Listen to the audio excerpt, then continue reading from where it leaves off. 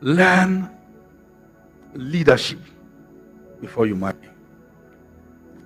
Leadership.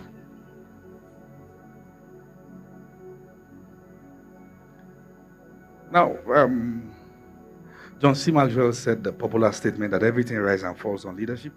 Have you heard that before? Good. So what that simply means is that what becomes of a person or a people is a function of the quality of leadership they are under.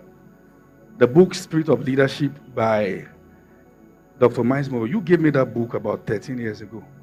Yes. I was having some leadership crisis in my life at a very serious down moment of my life. I was pastoring in Redeemed, and she came in. So the young lady just walked up to me and wrote a note. I said, I'd like to recommend this book for you. And I have listening here. So I searched for it, I didn't find it. And I asked her, can you get me the book if you have it? Then she gave me the book. You see, when people bring you correction and you struggle to take it, it's because your esteem is bad.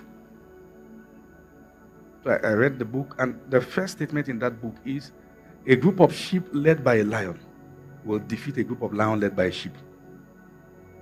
What the wife, the children become is a function of who is in front.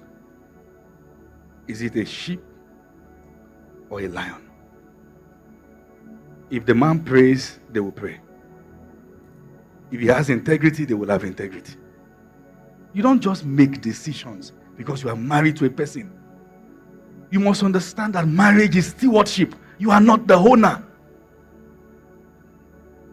It's stewardship. It's a sacred privilege God has given to you to lead his child. You can't compel her anywhere. You can't just make her do anything. You hear from God. The mirror, the picture of what marriage should look like is the relation between Christ and the church. And Jesus said, I can of my own self do nothing. You can't just make decisions like that. We are not saying she's not submissive, but you are hurting her. You are hurting God's plan. You drag her out of her purpose. You drag her because of insecurity. You cut her off every relationship. You make her do things that she knew that both of you never prayed about.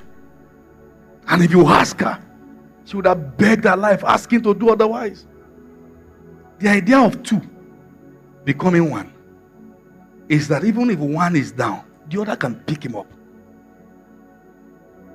The worst thing you want to do to yourself is to conquer the person who is your lifeline. So leadership is not control. Leadership is influence. The way, listen, I know men love respect, but what I've found about respect is that respect is not dictated. Your life commands it. That's it. When I think about my wife, I'm always thinking of how to make her better. What can I do? How can I help? Not how can I control your life and make you miserable because I am your husband and you have to obey me.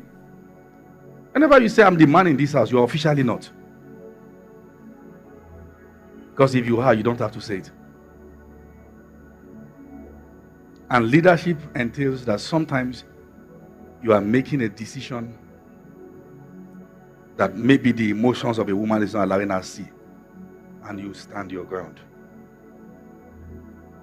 One of the very important qualities a man must have is his ability to stand his ground over values of the family, over decisions that have to be made. And I must tell you, women, you will not always understand him. And when you don't, communicate and take it to God in prayers.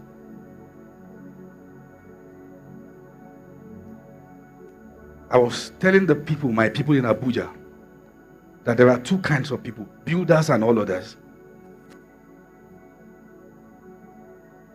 In life, you are either building, I don't want to go there yet. When you are a builder, let's say for instance you are building a business, or you are building a ministry, or you are building a career, there comes a point in the midst of that building That if you look at what this person is doing, it looks like nonsense. But you know you have the plan. Stay with the plan. Sometimes you are not failing. You are just somewhere in the plan that beauty is not part of the package. You are somewhere in the plan that plenty is not part of the package.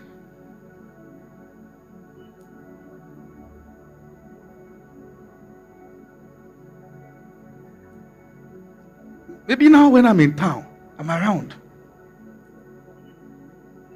There's actually nowhere I choose to lodge myself that I can't do it. But it didn't start like that. When this ministry started, I had one trouser for a while. But that's where I was in the building.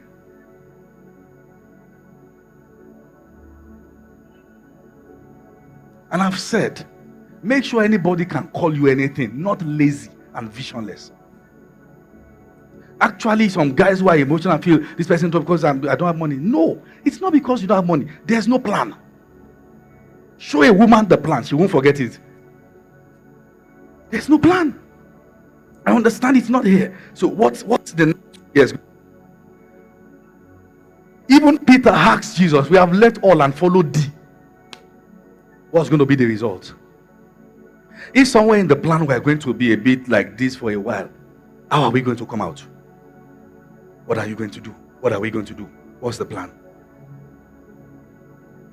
So don't blame your spouse because things are down. Is there a plan? If there's no plan, it's not too late. Sit down. You see, one time I told my wife, and I said, do you trust me? He said yes. I said, are you sure you trust me? He said yes. I said, we'll not have car for a while. Give me 2 months. So I called one of the boys. I said, go sell the car. We sold the car. And I added some more money. Went to buy acres of land. Did the survey, plotted everything, document. Began to resell. In 3 weeks, I could afford to buy a car much more the price. That's a plan. How do you ride a car that is actually bigger than your annual income? Who are you impressing? It's good to have good cars, and I love good cars. Amen. I love good cars.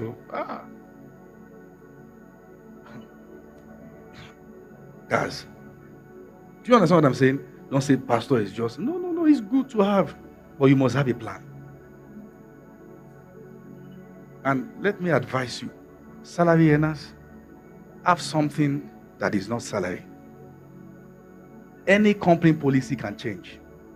And that's the end. It's good you have multiple streams. Am I communicating? Are you sure? Aha. If I will advise, I would have said at least have some real estate. Even if it's a plot. Something you can resell. There was a time they were begging people to come and buy land at Ibejuleki for 350,000. Begging. Now I'm not sure you can even get at those same locations for 10 million. And that's just some few years ago. Human population is increasing. Things are changing. You've got to have a plan. I don't know how I got there, but talking about leadership. The finance of your home. Take responsibility for it. Take responsibility for it now, before it gets too late. Nobody is putting you under pressure. But take your position as a leader. Plan together. Lack of money in the home frustrates. So we don't bring out unnecessary devils out of ourselves. Let's plan. And like I said, for the balance, there comes a phase in the life of a builder where nothing really looks like it. But do you have a plan?